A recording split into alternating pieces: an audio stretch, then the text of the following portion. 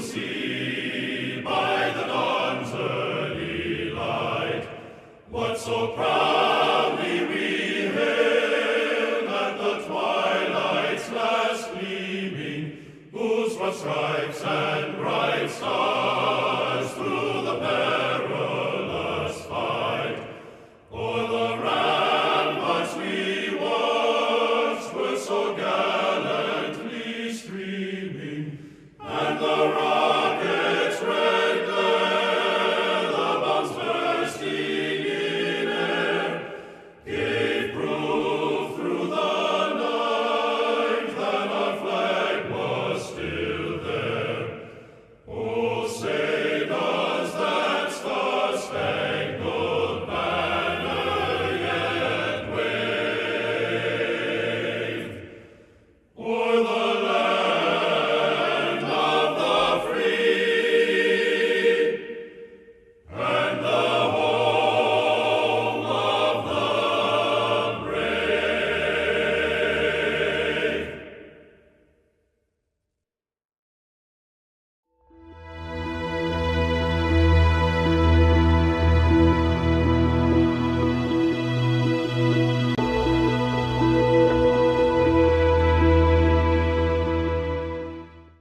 We have some interesting programs coming up, and but today is unusual. And Jim Bonner has been here before. He really doesn't need much of an introduction to the group, but he's the executive director of Audubon Society and of this Western Pennsylvania. Bob, is that our new name? Tenured gentleman? Yeah. The name of the club? The symbol is tenured. Well, you're tenured in your own home. That's about it. Your job is easily eliminated or changed these days. No, we have tenure. They can't fire us. No. Don't forget the couples picnic, too. It used to be we had a stag picnic and then another picnic of couples, but now we're just down to couples, which shows the importance of our women. So bring your wife or a friend or whatever and come to the picnic. And if you haven't paid your dues, you can still come. Jim? Thank you. Great. Well, good morning. I am Jim Bonner, Audubon Society, Western Pennsylvania, and it is great to be back here again. Every year I get older and older, and I'm more sensitive to the word senior. So that's part of the reason you are now tenured here. I think last year I had called you the elder statesman. So we'll continue to evolve this every year that you bring me back. We'll find the right name that works.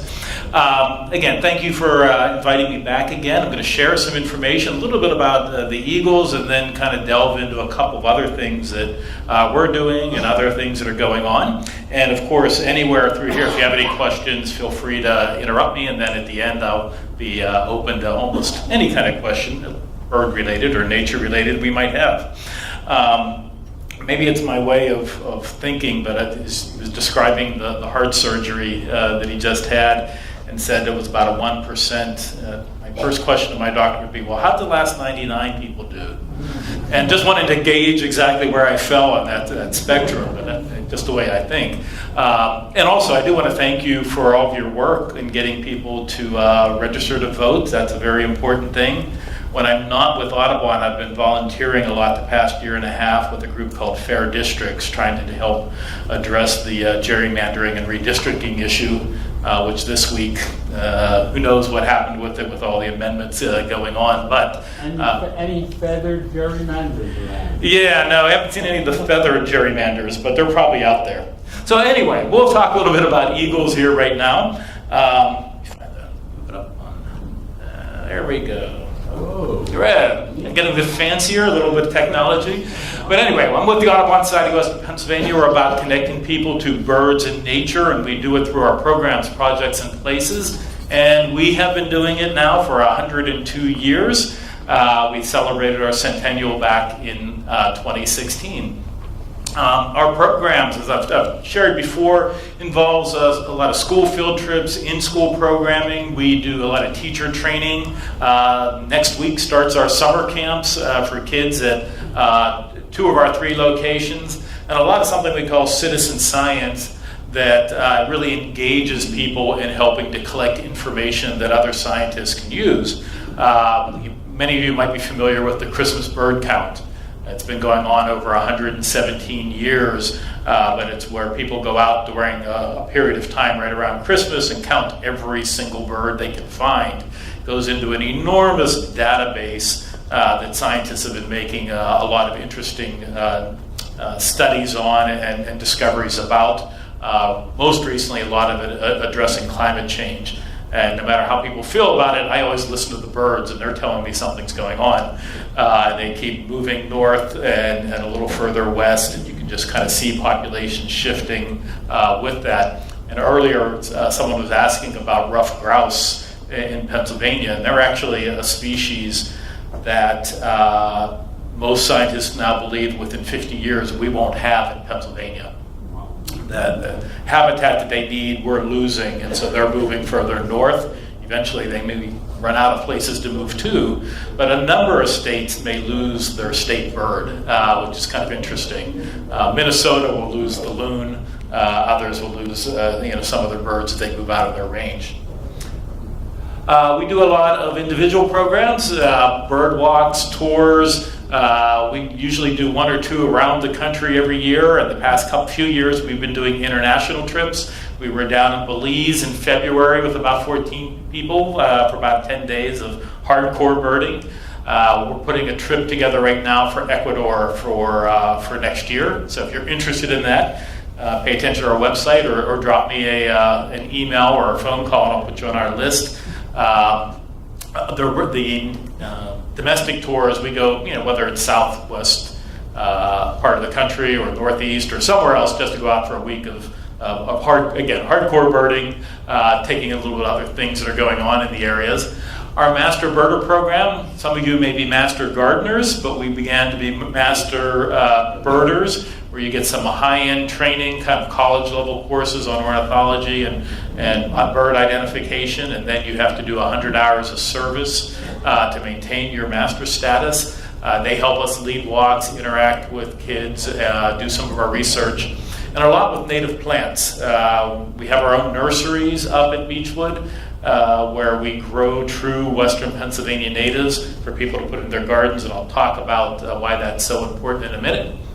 Our places, Beechwood Farms Nature Reserve in Fox Chapel, that's our headquarters. Succop Nature Park and Todd Nature Reserve. Those are our 3 public facilities that we have. When I was here last time, I would probably mention that we were in the middle of a capital campaign. We were raising money to do improvements at all 3 of them, and I'm excited to share that as of I think it was March of this year, we reached our goal of $7 million. And enabled us to do kind of brick and mortar work at all 3 of the locations, including at Beechwood. We put in new accessible trails. These are about 5 foot wide, completely level, nicely groomed, that let people with mobility issues get to different parts of the reserve they couldn't get to before. Added a new addition building with some additional restrooms. If you're dealing with kids in the public, you can never have enough restrooms. So we put some new of those in right off of the trails, and they're on timers. The door locks, so they open up at sunrise and lock at sunset, so even people who are coming to use our trails early can still have restrooms. And the obligatory stormwater work to address runoff.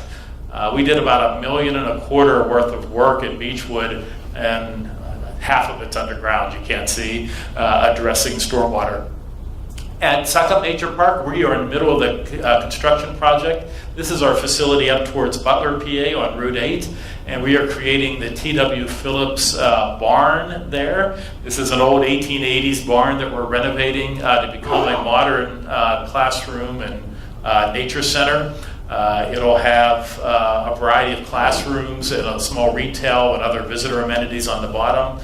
The upper level, we've cleaned up the barn to be able to use it for event space. So if you guys are ever looking for somewhere to go on the road and want to have a program, we can take you up to Butler and have it up there, or one of your picnics. And in Buffalo Township, which is up Route 28 towards Freeport, we have our Todd Nature Reserve. Todd is our biggest and largest facility. It's about 240 acres and 6 miles of trails, but we've never had any facilities there. And we are creating the Buffalo Creek Nature Center. We're taking a 6-acre parcel adjacent to Todd and putting in a nature center, a big pavilion for community use, a smaller one for our programming activities, going to restore some wetlands.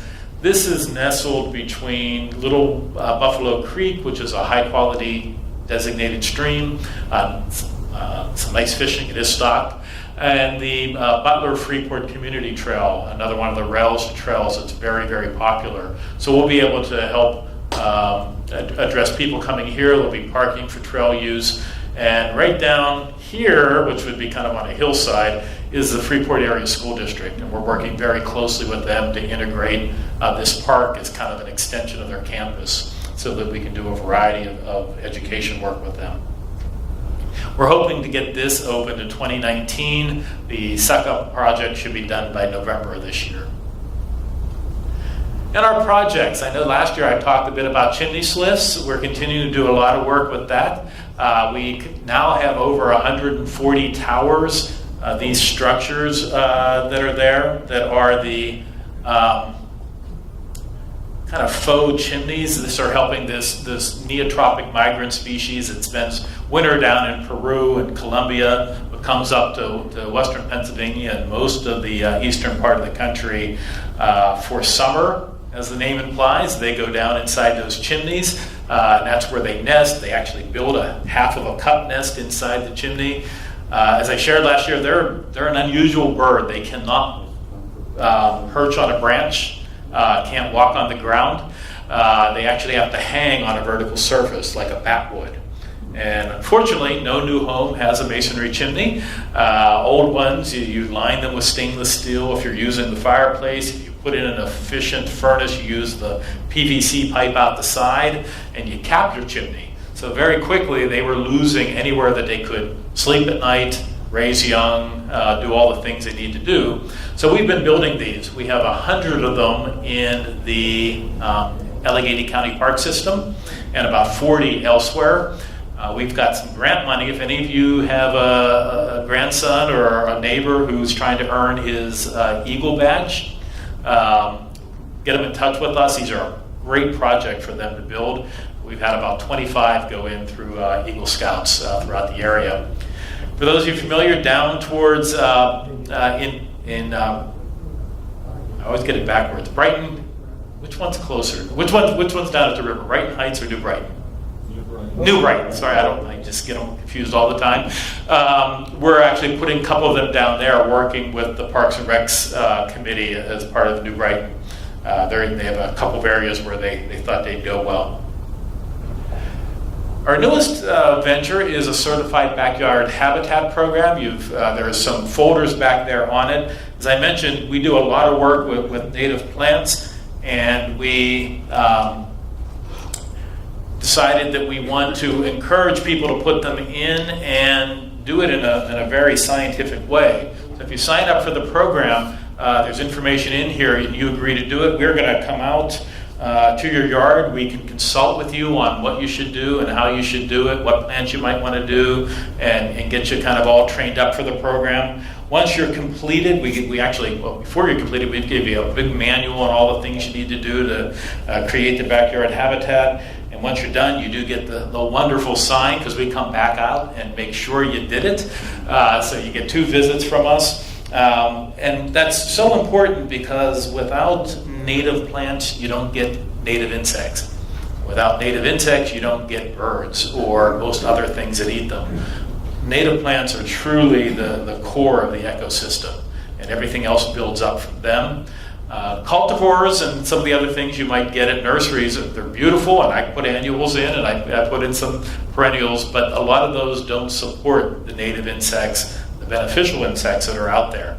Ours have evolved to either eat those things or develop on them. Probably the best example is the monarch butterfly. Our big, beautiful migrating butterfly, its caterpillar can only eat milkweed. If you don't have milkweed, you cannot have monarch butterflies. The butterflies can eat pollen or nectar from a variety of plants, but the caterpillar can only eat milkweed. If you don't put in milkweed, you won't have them. And that's been a problem. Their populations plummeted over the past few years, down like 30 to 40% a year, 3 years in a row. They rebounded the past 2 years, but we're doing everything we can to give away milkweed and encourage people to plant it. But we're here today to talk a lot about eagles. We've got bald eagles throughout the area, and they continue to be very popular. Right now, we've got the original one up here that started in 2012, which is in Crescent, not too far from here. It was followed down in the Hayes section of Pittsburgh in 2013 with a pair that got started down there. The following year up in Harmer, right off of the right near Oakmont, across the river from Oakmont. And now we have one a little further down in the Mont Valley, kind of right on the edge near towards West Newton, down in that area. We now have 4 that we're aware of in Allegheny County. The surrounding counties have more of them. As I mentioned, you got a little further upriver here towards Beaver, and you've got one there. There are several up in Butler. We haven't announced where it's at officially, but we've actually got another one on our property up at our Todd Nature Reserve. We have another 110-acre parcel up there that's not open to the public yet, and right on the edge of that, this year, for the first year, we have a bald eagles nesting there. The question is, why are we seeing so many more of them? And a lot of that is just due to the changes that are going on in our area, the improving water quality in some areas, and it's actually part of a long-term trend, and I'll kind of show you some information on that. So again, the Hayes Eagle camera was the first one that went in. If those of you familiar, Kennywood's just down here. This is Sandcastle, the one bridge here that separates the south. It's starting to go to the south east to up here towards Hazelwood. It's right here. It's on a very steep hillside.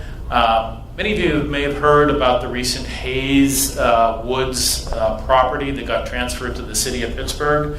It was originally one of the larger undeveloped tracts in Pittsburgh, in the city limits. It was slated 20 years ago to become a racetrack and a few other things, and there was a lot of debate on the development, and eventually now it's turned over to the city. This is right on the edge of that. We originally thought it was on the park property, but we've now determined it as the birds moved it after their first nest collapsed. It's actually on a little bit of property owned by Conrail, right along the railroad tracks there. But this one's been the one that's received lots of the news. We have a streaming Nest camera on there that's had now over 7 million web views, people going to see it. This is also the one that has all the drama. The one years ago that had the raccoons climbing into it. It's the one last year that the tree fell over after they had laid one egg, and then in 1 week they rebuilt another nest. And it's the one this year that they actually had laid 3 eggs, but only one of which hatched. The Hayes just seems to do it all. They just seem to be very drama related. Can I ask you, how do you handle a wife that becomes so enraptured with this online and exchanges messages and becomes a cult follower of this? How do you handle a person like that? I'm kidding, of course. We send them your number and have them call you. The question was, how do you deal with the people that become the Eagle fanatics or Eagle fans? It is really interesting what a groupies going down here. We have groupies. They're a kind of a phenomenon. They fall into a couple of different types. There are kind of the traditional birders who get excited over it to look at it, but the eagles with the Nest cameras opened up a whole other group of people to see something that they wouldn't normally do. Chances are these people would never go out of their house to look at a bird, but if it's there in front of them on a screen, like we all get addicted to our phones and everything else, they'll look at it. I'm excited because these are people who we otherwise could never reach, who may not have cared that much about nature or about some of the challenges that are out there. So in one way, it's been very positive. On the other side, they are very emotionally attached to it. This is a group that when the raccoon first went up said, "You've got to put fences around the tree to protect the eagles." And we're like, they've been doing this a long time. They can take care of themselves, and if the raccoon comes back, they'll eat it. They wanted a shelter over top of it when the snow was falling, and they said, once again, they know what they're doing. They can handle it.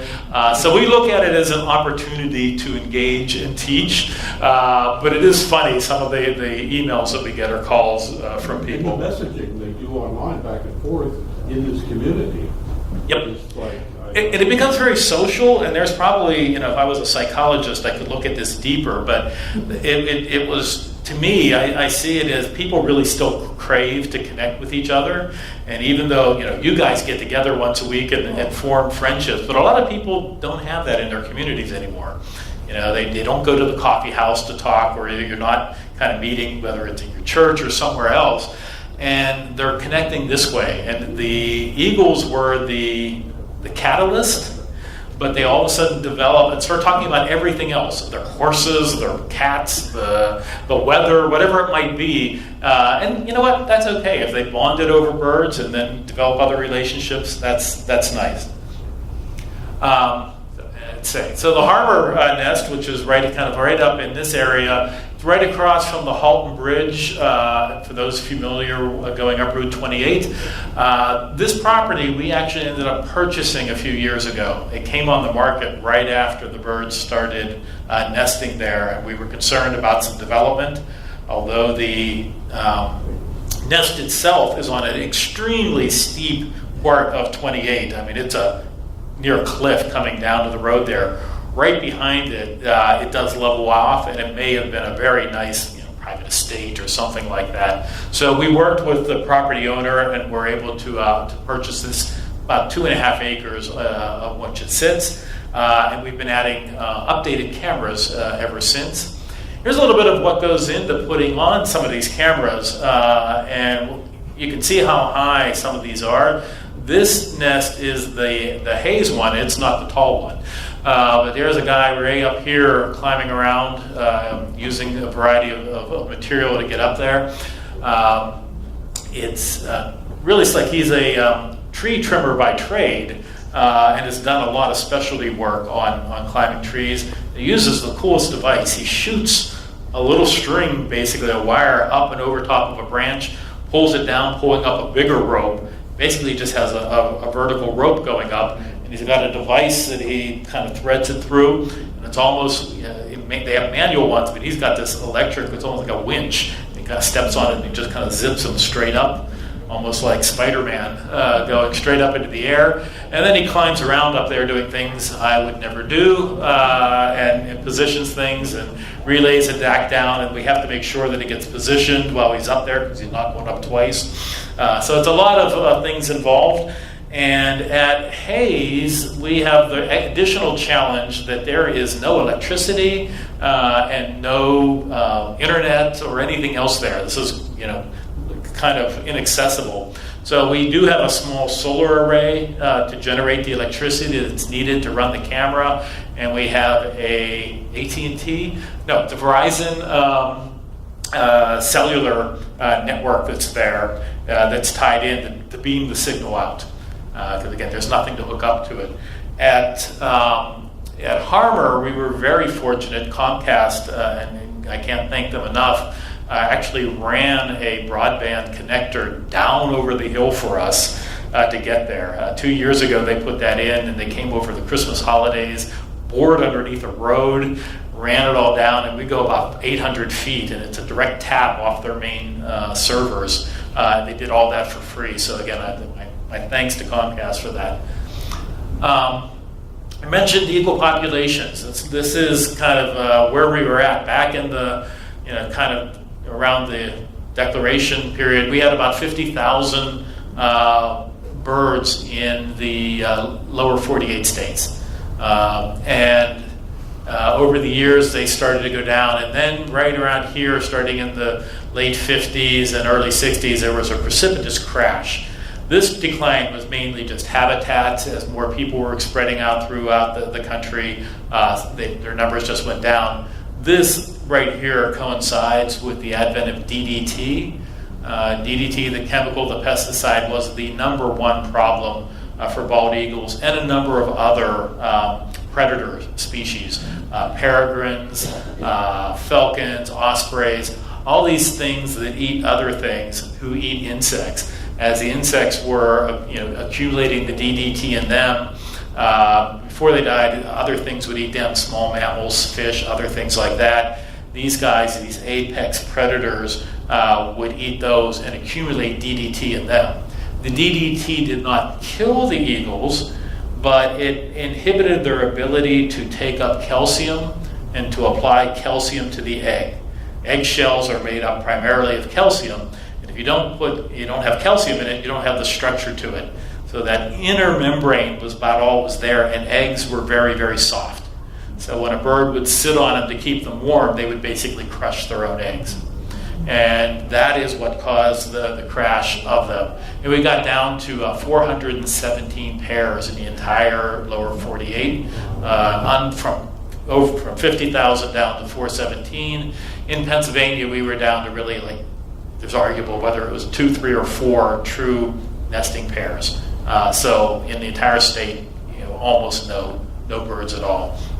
DDT was banned, and we've got a Western Pennsylvania to thank for that. That was Rachel Carson, whose book Silent Spring really brought to the forefront the problem with chemicals, in particular DDT. As that was banned and worked out of the systems, we started to see a gradual, slow increase, and basically giving them a chance to recover.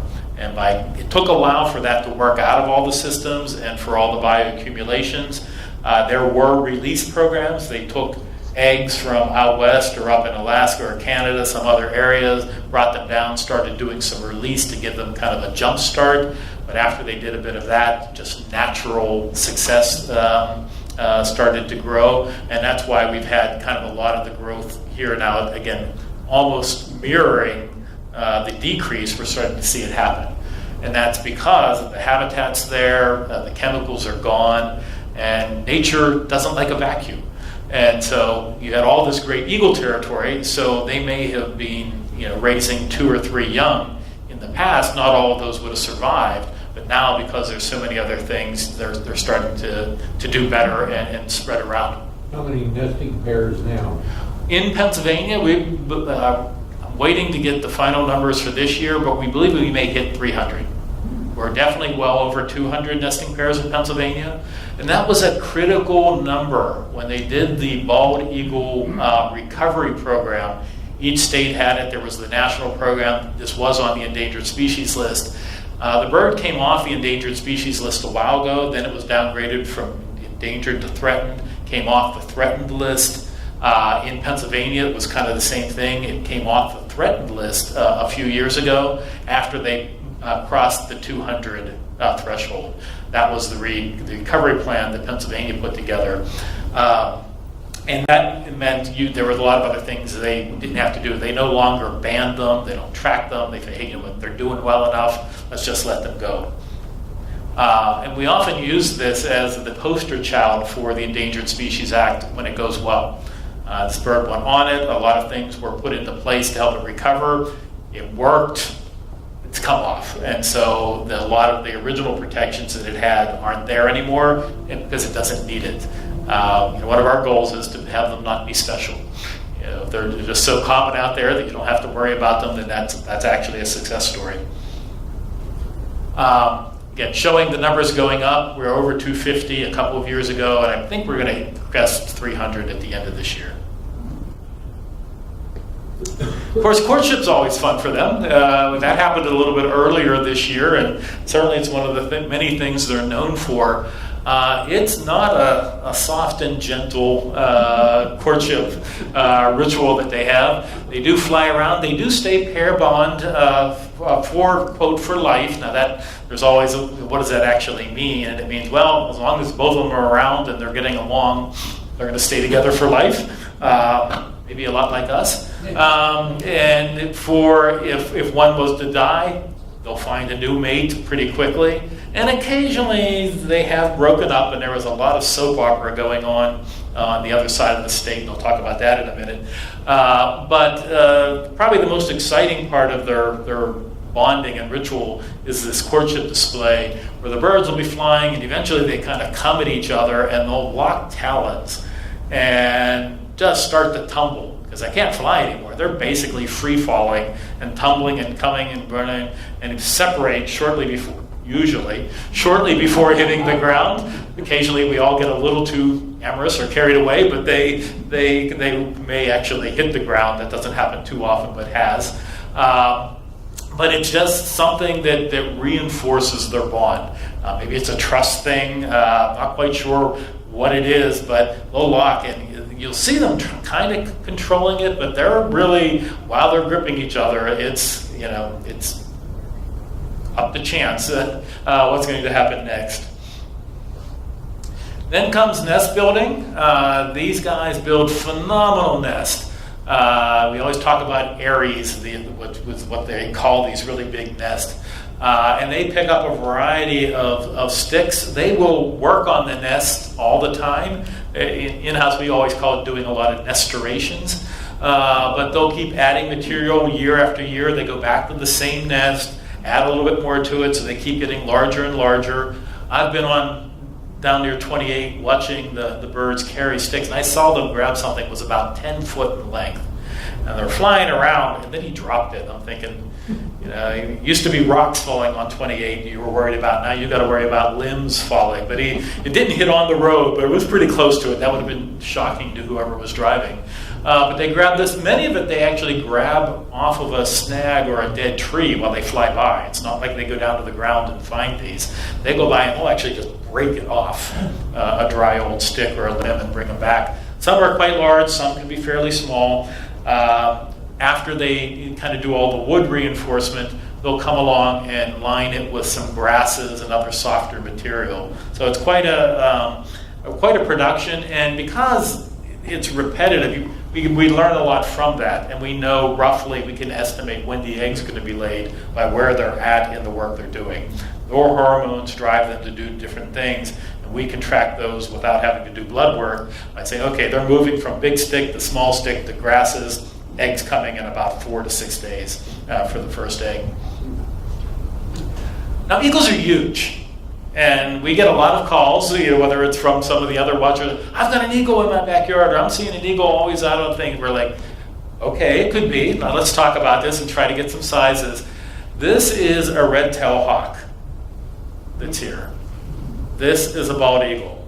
Now, this one is a little closer to the camera, so the perspective is making it seem just a little bit larger, but they are roughly about twice the size of a red-tailed. We've all seen red-tailed hawks. They're the very most common bird out there. They're a big bird. I mean, these guys are this big. They've got a wingspan about that big.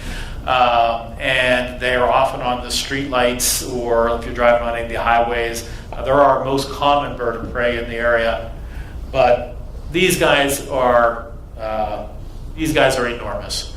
And clearly they're easy to tell when they're adults because of the bright white tail, the bright white head.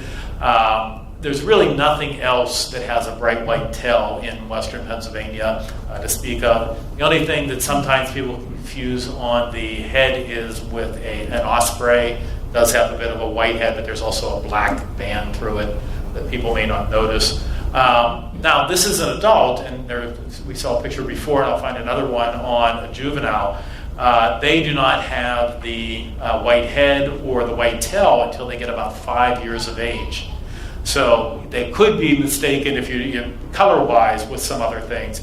The only thing that could be that size and have the not have the white in this area would be a golden eagle. We don't have golden eagles nesting in the area, but we do see them during migration, passing through, particularly a little bit more along the ridges, the Allegheny Ridge. You'll see them moving further north. Occasionally, there's been a couple sightings in Allegheny County, but it's a pretty rare thing to see a golden eagle. How do they compare to the big vultures that we see? You see turkey vultures, which is our common vulture that we have. These guys are definitely bigger than them. Turkey vultures are about the size, a little bit larger than the red-tailed hawks. They look bigger because they're almost always, their wing shape's a little bit different, and they're always flying with them completely outstretched, doing that back and forth teetering thing. They've got the red head that's on them, that's a color different. They're really the two things that help you differentiate those are they've got the two-toned wings, the black with the white, so they're very kind of this two-color bands on their wings. And they always fly in what we call a deep dihedral. Their wings are always up a little bit of a V, and they're flapping back and forth. If it's straight out like this, it's not a vulture. Think of V for vulture. They're almost always up like that. And they kind of have this weird, ugly flight that just doesn't look quite as controlled as some other things. But you'll see those guys more down on the road as well, being carrion eaters, eating basically roadkill or other dead things. I often surprise them as you're coming down a road, you go around a corner, there's one down on the road eating something. The interesting thing with turkey vultures is they have a wonderful habit of projectile vomiting. So if you're ever handling one or working with one, be careful it hasn't been fed recently. Don't eagles fit them? They may a little bit, but it's not. They don't do it as a defense. They may sometimes some things do it, and vultures do it for two reasons. One is they eat mainly dead things to begin with, so they're already a little bit ripe. You put them in their stomach for a little while, and it gets a little bit riper.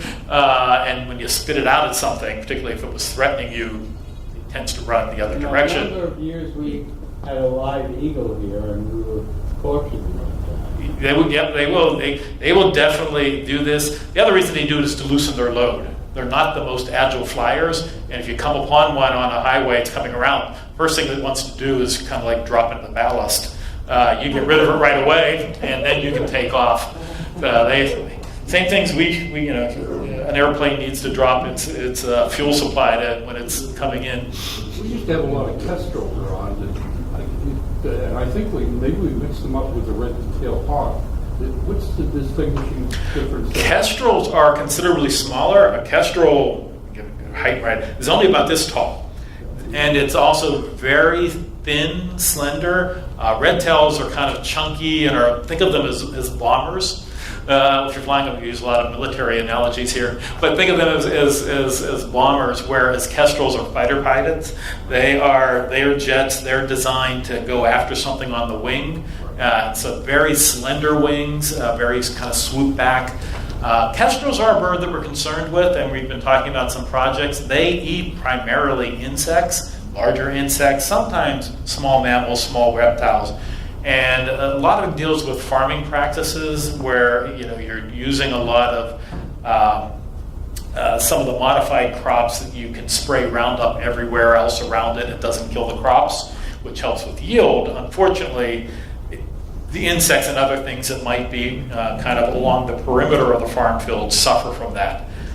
It used to be quite common to drive down any rural road in Pennsylvania and see kestrels on the wires or on the telephone poles. I could say I go weeks without seeing them now. So their numbers are down considerably. So the birds are huge, and by extension, their nests are huge.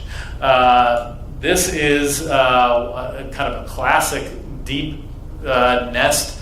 This is not the Harmer one, but the Harmer one looks almost identical to it. The Harmer one's in a big sycamore, and it was originally a red-tailed nest that was way down here, and they took it over, and they've been adding to it every year. It is now over 6 feet deep. It's just enormous. So the nests are huge. Seriously, they are really huge. This is a smart car, which goes about 1,800 pounds. Their nests go that. There's been eagle nests that have been over a ton of material. Every year adding more and more to it. What kind of bird builds nests on top of cell towers? That is most likely an osprey. Ospreys, which are another fish-eating bird that had been in trouble, kind of the same story as the eagle, seems to really love these open platforms and very open areas. Eagles like to be in trees with a little bit more protection around them. Ospreys want wide open areas. If, again, go down to Brighton Heights, they have a little park kind of up on the hill called Overlook Park. I mean, it's very small. I think there used to be a big bridge that went from there across the river, and the bridge went away, and it kind of has an abutment that stops there. And right in the middle of the river, there's a high voltage power line, and it's right where there's one little dam there in that area. At the top of that, right in the middle of the river, is a nest on the power lines, and that's an osprey. And they've been actively there the past few years. Is the osprey an eagle? It is not an eagle. It is a bird of prey, or a raptor, as we call them. All the sea eagles. They have been called seagulls because they primarily eat, you've often found them along the coast, and they eat primarily fish, much like bald eagles do. But there are other eagle species. Ospreys, again, a little bit more thinner winged than an eagle is. And you get into ratios of tail length to body size that help you kind of distinguish between them. The biggest difference is really kind of some of the coloration and on that face with this really obvious kind of mask running through it. So, big eggs, big birds, or big nests, big birds, big eggs. That's a tennis ball. I'm sure we've got some tennis players here. But this is about the size of their eggs. They are oval. So there are some birds that do much more round eggs. Particularly cavity nesters tend to do rounder eggs. And the rationale is when you're inside a box, you don't have to worry about things rolling away. When you're an open nest, you want something so if it ever starts to turn and roll, it kind of comes back on itself. So because they're in an open nest, they're shaped that way. And when you're looking at it on camera, this is the Harmer nest. And they may look small, but again, those are big eggs. It's just the fact that the nest is so large that you got them. But everything fits kind of right when they sit inside, and here you can see the grasses that have been laid there to keep the egg from either getting punctured on some of the rougher sticks or other materials that are there.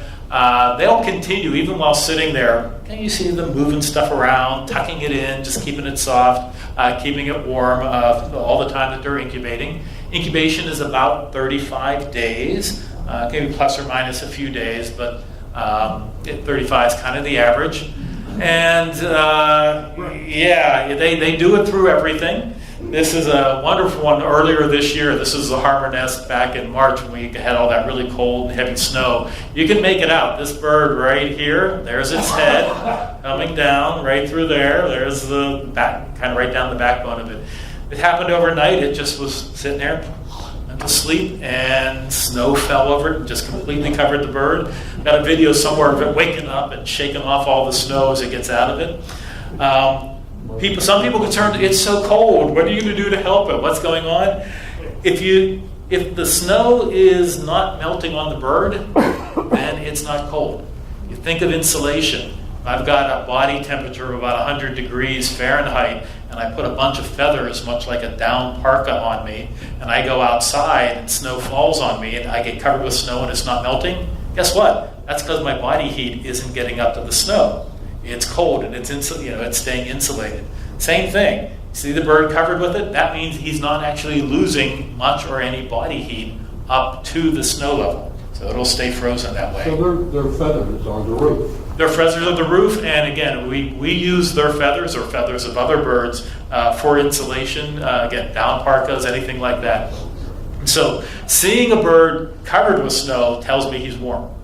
If he was dripping wet and the snow was all melted on him, then I'd start to be a little bit concerned that he was, not able to thermoregulate sufficiently.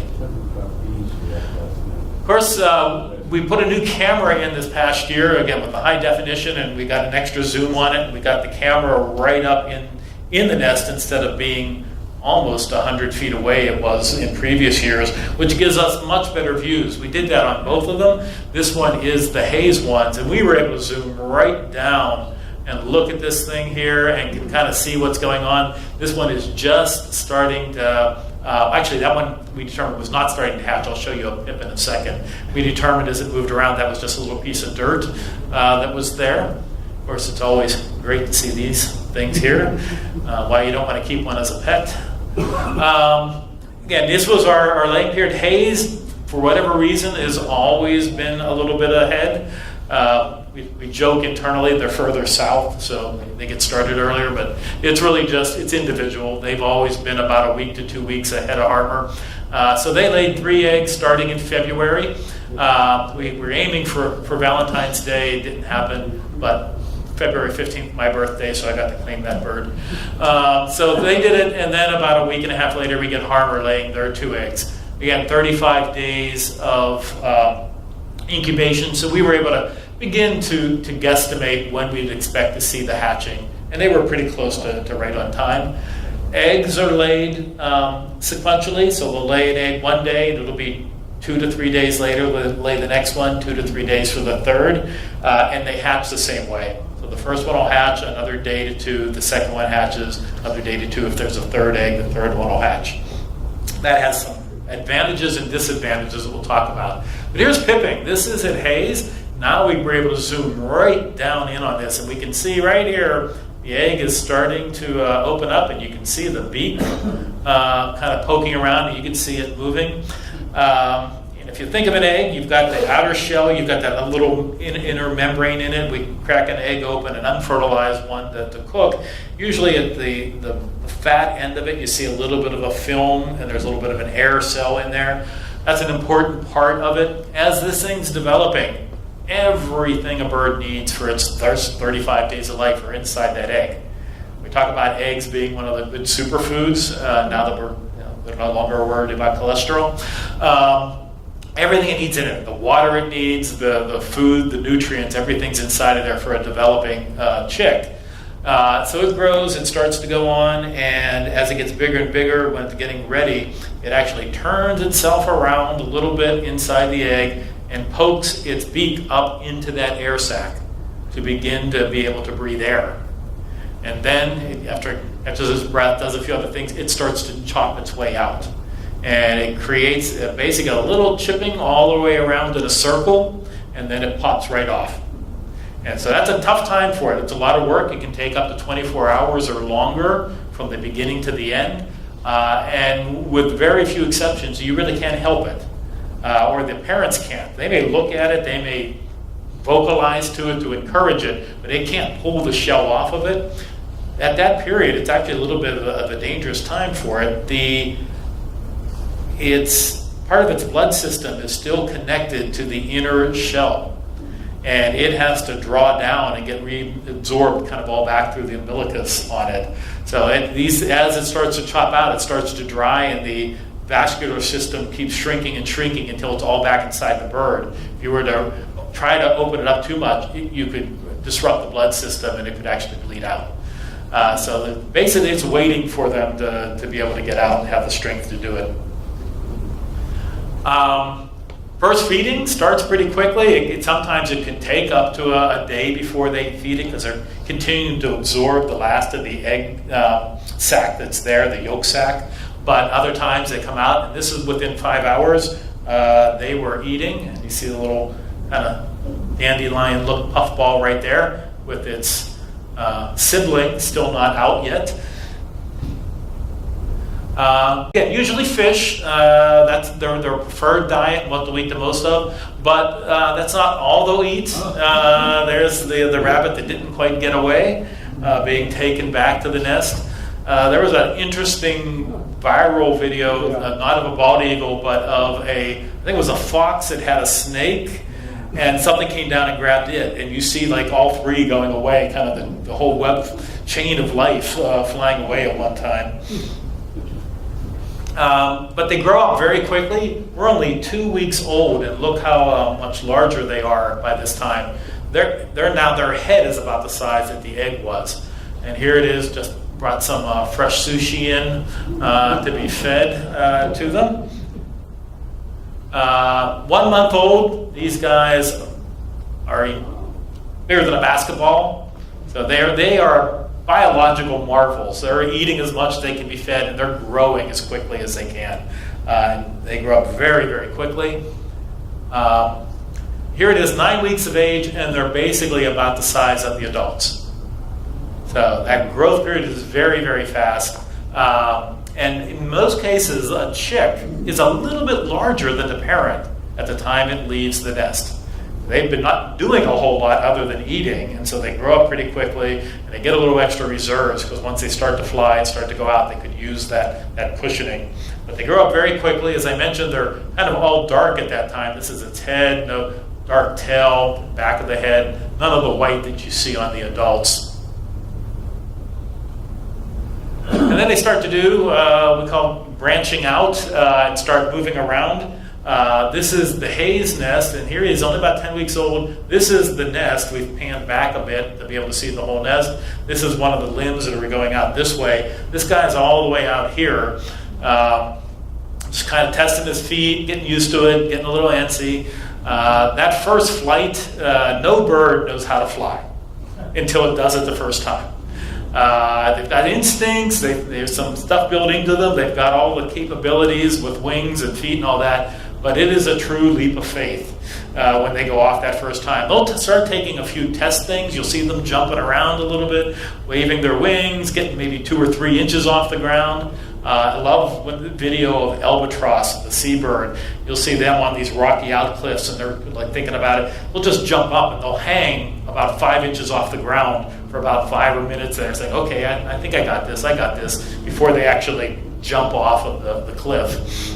So it is a scary time, and it is a time of high mortality.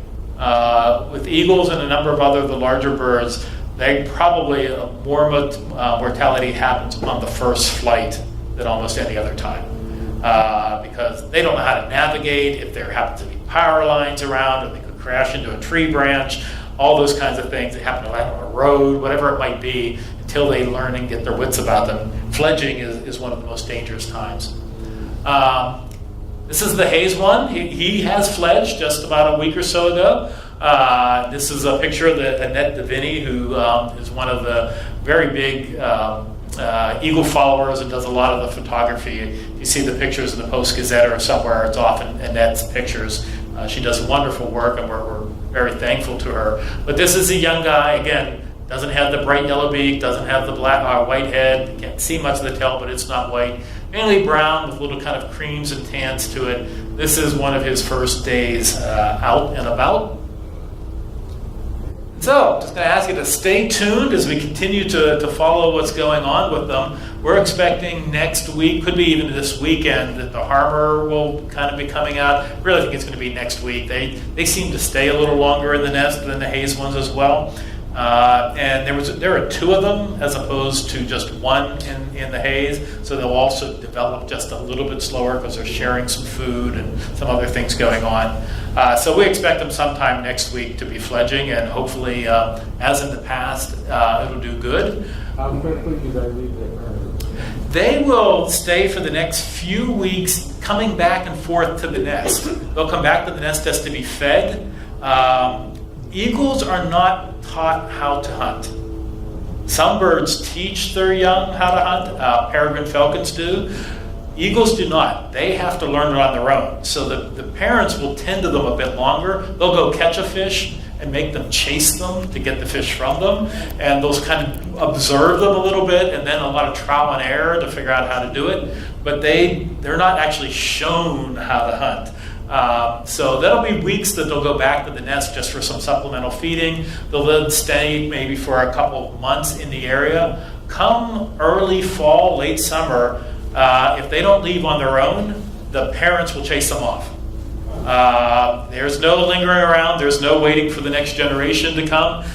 They want to get rid of them because they're starting to think about their next years. And in come November, late November, December, they're already starting to court and think about next year. And they don't want a rival, because it goes from being their kids to being a competitor very quickly. So they'll chase them off if they don't go on their own. Will they eat roadkill or do they? Oh yeah, they'll eat roadkill. In fact, I thought I had a picture in here that showed a bunch of crows and eagles down eating a deer carcass. I may have taken that one out. But no, they are opportunistic. They'll like fish first. They'll take mammals, but there is nothing they won't eat. Over the years, we've seen them bringing back rats. We've seen them bring back ducks. We've seen them, actually, they brought back a cat a couple of years ago. We believe that was a roadkill cat, but they brought it back as a smaller one. Yeah, they'll eat anything. An adult, how much do they weigh? And want to have any guesses? Well, I'd say 25, 30 pounds. Not quite that much. A bit less. You get them. The range is a bit. Females are larger than males, as they are in most birds of prey. But I would probably, you're going to put them closer in the 15 to 18 range. They're big, but again, birds are designed to fly, so they have hollow bones, a lot of feathers on them. So they're actually the true amount of kind of meat or weight of them is relatively small. The other question is how do you, what's the ratio between males and females when they're born? I'm not sure there's good data on that. At least I have not seen it. I suspect, based on their social structure, it's probably pretty close to 50-50. Males do not do bachelor colonies or take harems like some other species do, where you might have one male and a bunch of females. These guys pair up male-female, and so usually birds like that, their offspring are about a 50-50. I read that when the young learn to fly, that the male will take the young one on its wing, take it up to a high height, like 10,000 feet, and then just drop it and follow it all the way down until it can get used to flapping its wings and getting out and about. I have never heard that for an eagle, and I would be highly doubtful that that's accurate. There are a couple of other birds where I could maybe believe that, but I'm not really sure that that's an accurate. I think there have been a lot of things that have been surmised. One of my favorite always was hummingbirds who migrate down to Central America. People just could not believe that a small hummingbird could fly across the Gulf of Mexico. So for a long time, it believed they rode on the backs of other birds to get across the Gulf. But they've since proved no, they can go 300 miles on one flight overnight. I just want to say this is one of the most interesting speakers we've ever had. Thank you. Thank you. I appreciate that. And if there's any questions afterwards,